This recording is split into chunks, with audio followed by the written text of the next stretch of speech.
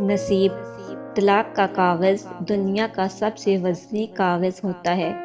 رفیع عالم کو اس وزن کا اندازہ تب ہوا جب اس کی بیٹی سدرہ اپنے ہاتھ میں طلاق کا کاغذ لیے اس کے ہاتھوں میں جھول گئی۔ رفیع عالم اس وزن کو برداشت نہ کر سکا، گر پڑا۔ سدرہ کو اس کے شوہر اور سسرال والوں نے ایک گھٹیا الزام لگا کر گھر سے طلاق دے کر نکال دیا اور سب نے سدرہ کو بوجھ سمجھ کر سدرہ سے جان خلاصی کرا لی۔ اس کے شوہر کو ایک اور لڑکی پسند آ گئی، گھر والے بھی اس کے ساتھ تھے۔ سدرہ ہر صورت مصالحت چاہتی تھی مگر ایسا نہ ہو سکا۔